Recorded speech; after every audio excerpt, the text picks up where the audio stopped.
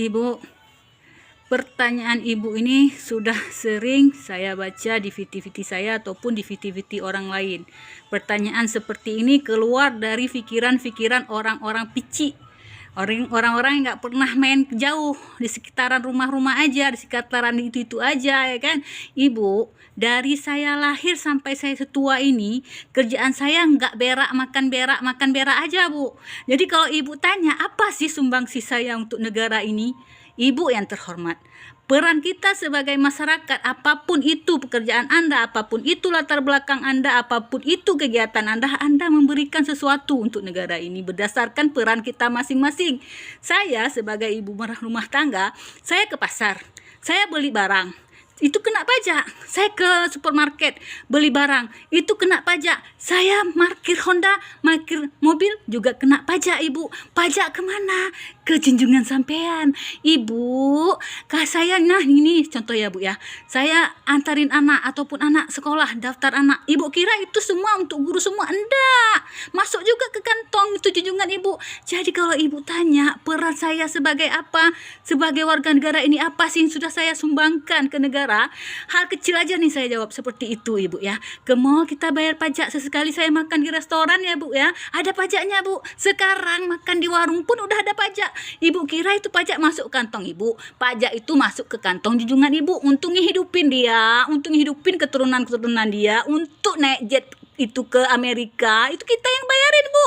Ibu juga ikut bayarin, tapi Ibu nggak paham kenapa, otaknya pici. Nah, itu contoh ya, Bu. Nah, sekarang saya balik.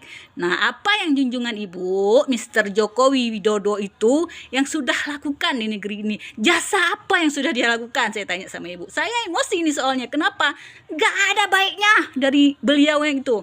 Ya, KKN-nya korupsi, kolusi, nepotisme paling parah selama saya kecil hingga saat ini, Ibu ya.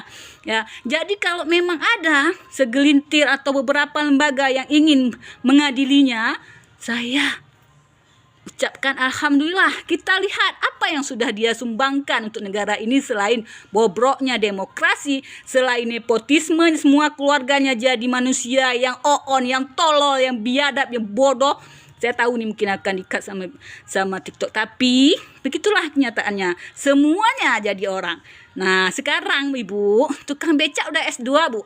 S3, tapi untuk jadi wakil presiden nggak perlu S1, S2, S3 mah. S1 aja IP-nya 2,8 bisa jadi wakil presiden. Ibu bayangkan sekarang SDM-nya sudah lebih seperti apa. Ibu, anak Ibu nanti masuk PNS, itu ya, Bu ya. Masuk PNS, dia harus S1, Bu. Ya, beda memang persepsi ke orang kita dengan persepsi orang luar negeri. Persepsi orang luar negeri, Bu, ya. Persepsi orang luar negeri nih nggak perlu detail.